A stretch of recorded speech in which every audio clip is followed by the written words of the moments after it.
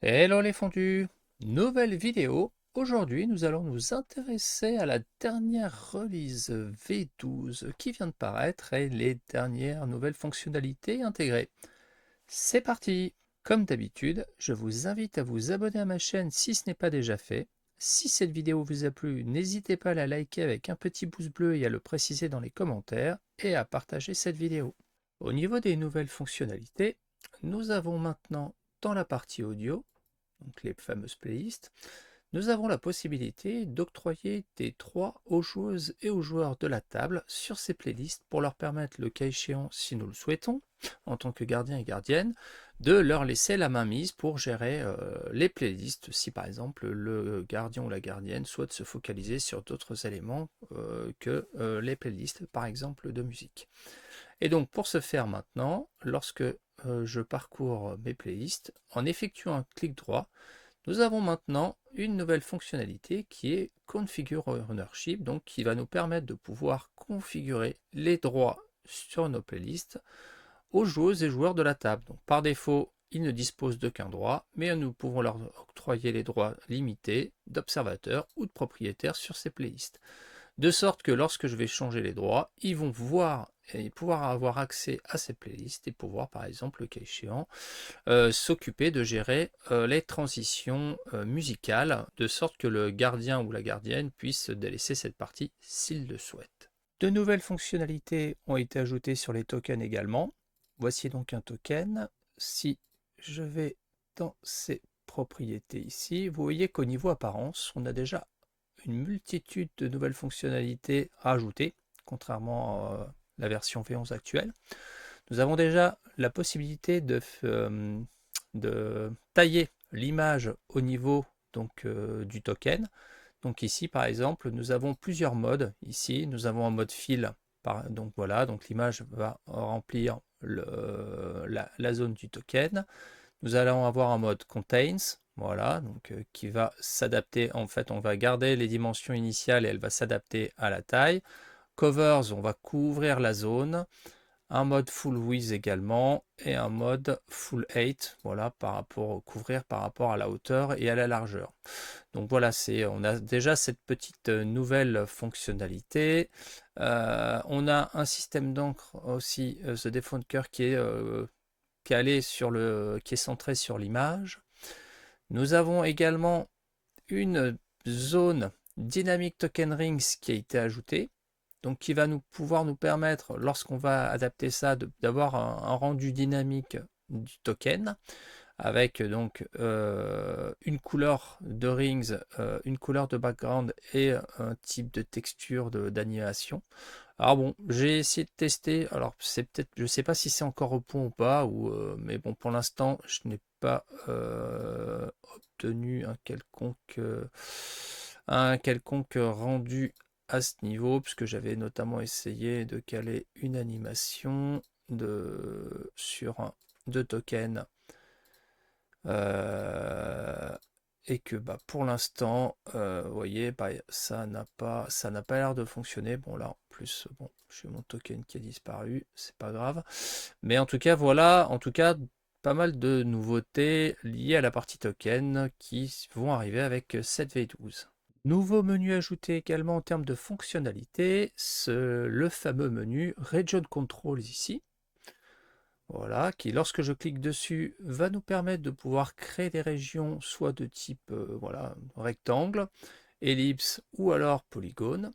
Et ensuite, nous allons pouvoir également créer des trous en fait dans ces zones si nous le souhaitons.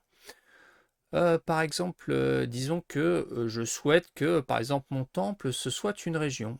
Donc là, je vais créer par exemple je vais dessiner un rectangle ici. Voilà, comme ceci. Et donc voilà, donc j'ai cette pop-up qui apparaît, donc je vais renseigner par exemple donc Temple, voilà, comme nom de région. Donc là alors je choisis, je définis une couleur pour ma région, bon après n'importe, hein, voilà comme ceci.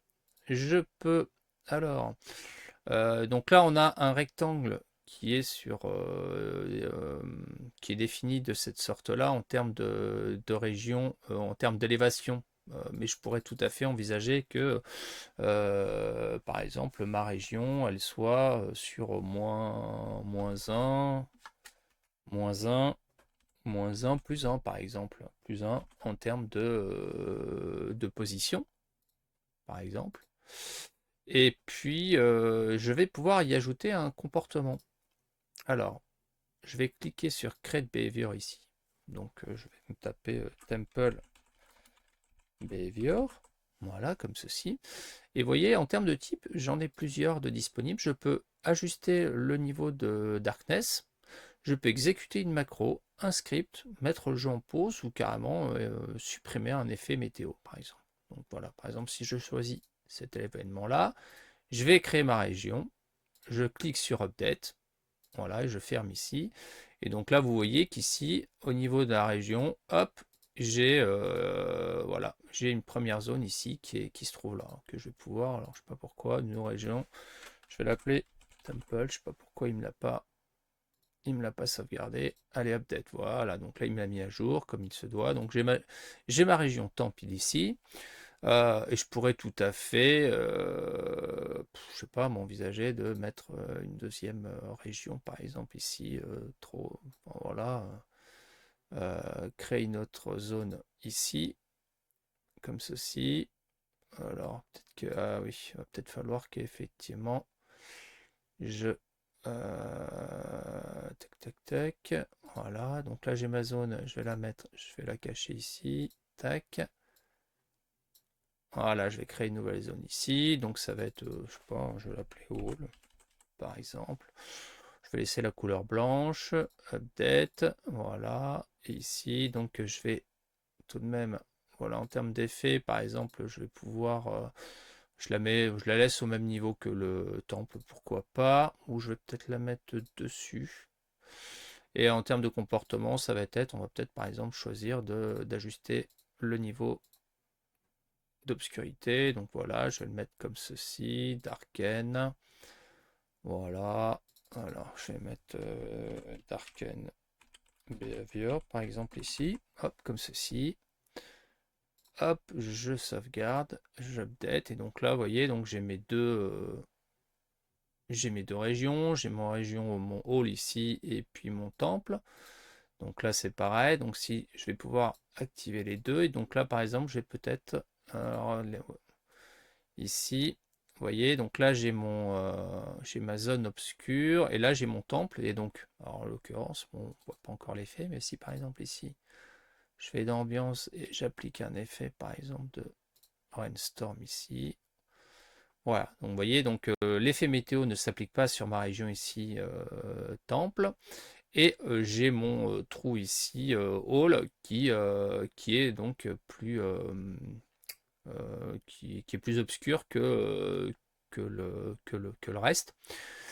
Et par rapport à ça, je vais pouvoir également en deux clics désactiver ici. Je peux désactiver mon effet ici, voilà, et donc en deux clics, vous voyez, je peux activer ou désactiver mon effet, puisque là on voit que donc de nouveau la pluie traverse en fait la toiture de mon temple. J'espère que cette petite vidéo sur la dernière release V12 Foundry vous aura intéressé, vous aura permis d'en découvrir un peu plus sur ses fonctionnalités. Et quant à moi, je vous dis à bientôt pour une prochaine vidéo.